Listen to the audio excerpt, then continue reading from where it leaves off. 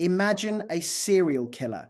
He doesn't hold a knife. He doesn't lurk in the shadows of London alleyways or the fog of Chicago. He is welcomed. He is invited into the very bedroom placed right next to the cradles of the frailest infants. Over 150 years ago, mothers called him a savior.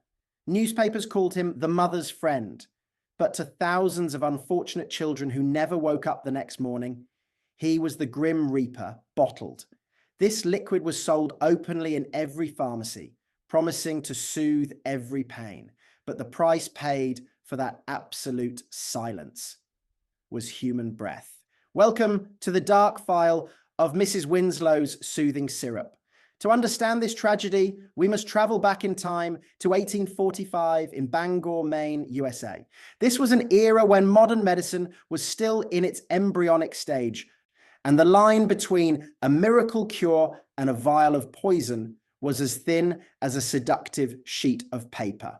The two protagonists of this story are Mrs. Charlotte N. Winslow, a respected pediatric nurse, and her son-in-law, Jeremiah Curtis, a sharp businessman.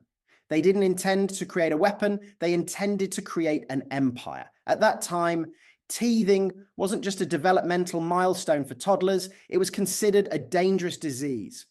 Infant mortality rates were sky high, and exhausted parents were willing to do anything to make their children stop crying, stop hurting, and most importantly, sleep.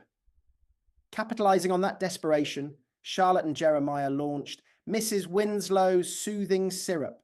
Their promise was sweet. It soothed pain, regulated the bowels, cured dysentery, and silenced screaming babies instantly. The product was a roaring success. It spread from Maine across the entire United States, then crossed the ocean to Europe. It appeared on wall calendars, in family almanacs, and on the pages of the most prestigious newspapers like Harper's Weekly. But why was it so effective? Why did just a few drops make a convulsing, pain-ridden baby drift into a deep, peaceful sleep? Doctors of the time nodded in approval. Mothers whispered the secret to one another. No one questioned the dark brown liquid inside that beautiful bottle, until the tiny graves began to multiply. It took decades before the American Medical Association, AMA, and independent chemists in the late 19th century began to suspect foul play and conducted analyses. Only then was the terrifying truth exposed. The thing mothers affectionately called soothing syrup was actually a lethal cocktail. Analysis revealed in every fluid ounce, about 30 mg lay a massive amount of morphine sulphate, approximately 65 mg. Let's stop for a moment. 65 milligrams of morphine. For a fully grown adult, that is a potent dose. For an infant weighing a few kilograms, that is a death sentence. But that wasn't all. To dissolve the morphine, they used alcohol. On the label, it was euphemistically called spiritus feniculi, crushed fennel seeds mixed with spirits, along with sodium carbonate and aqua ammonia. The mechanism of this liquid is more brutal than any ghost story you've ever heard. When the syrup enters the child's body, morphine acts as an extremely powerful central nervous system depressant. It heads straight to the brain, finding opioid receptors in the brainstem. Here it flips off the most critical biological switch of life, the urge to breathe. What makes this terrifying is that in infants and toddlers, the blood-brain barrier is not fully developed. This means their brains have absolutely no defense. Morphine floods in like a tidal wave, unstoppable.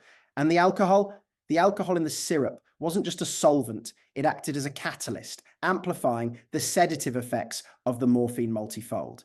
Picture the victim's experience. This is not a healing sleep. Parents think their child is sleeping soundly. He's so good, they whisper. But in reality, the child has been put into a narcotic coma. This is an overdose state, not biological sleep. Under the warm blanket, the tiny body is fighting a losing battle. Breathing becomes shallow and irregular. Hypoxia, oxygen deprivation, begins silently. Body tissues start suffocating from the inside out, but the devastation doesn't stop at the lungs. Opioids cause another horrific side effect, paralytic ileus. The child's digestive system shuts down completely. Severe constipation occurs, turning the stomach into a block of solid concrete. And here is the most heartbreaking detail: starvation. Because the child is in a prolonged coma, what parents call a good sleep, they miss feeding times. They cannot wake up to cry for food. Gradually, the body falls into a state of malnutrition and wasting, while parents still believe the medicine is working well because the baby isn't fussing. Doctors of the time, when called to examine these mysterious cases, often noted the classic signs of opioid poisoning that the parents were completely unaware of. First, pinpoint pupils, pupils constricted to the size of a pinhead. Second, cyanosis, skin turning a pale blue due to lack of oxygen in the blood. Third, skin that is cold and clammy, drenched in a cold sweat. These children didn't feel pain anymore. True, the syrup kept its promise. Toothache was obliterated by chemicals, but the price paid was life itself. Many children departed right in their sleep, dying of respiratory failure or heart failure. Their parents were devastated, blaming dental fever or sudden death, never knowing that their own hands had poured the final dose of poison into their child's mouth. The children lucky enough to survive didn't escape hell either.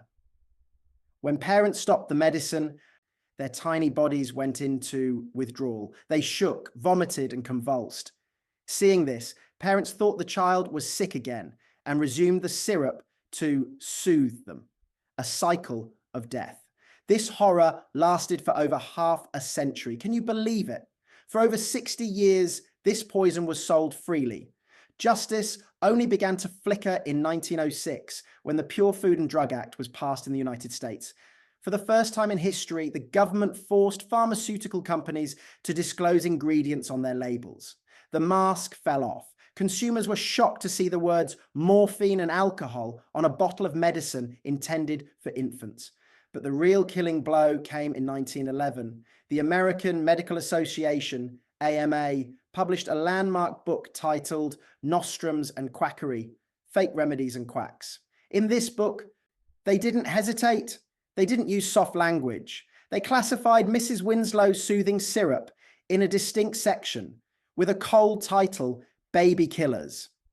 In the UK, the Pharmacy Act also tightened regulations restricting the free sale of opium. Mrs. Winslow's empire began to crumble. The company tried to salvage the situation by changing the formula, removing the morphine, but their reputation had vanished into thin air. No mother wanted to buy something that was once called a baby killer. By the 1930s, the product was officially withdrawn from the US market, ending a reign of terror that lasted nearly 100 years. Today, we look back at Mrs. Winslow's bottles as grotesque artifacts in medical museums. We shudder at the ignorance of the past. But this story leaves a lesson that never grows old. It is the danger of blind faith in miracle advertising claims and the fragile line between healing and poisoning when scientific oversight is absent. Those children in Bangor, Maine, and across the world sank into an eternal sleep, never knowing that their closest friend was the one who stole their future. If you found this video useful, leave a like and subscribe to the channel to join us in exploring the darkest corners of history. Don't forget to double check what you put into your body, because history has proven sometimes the sweetest things are the deadliest.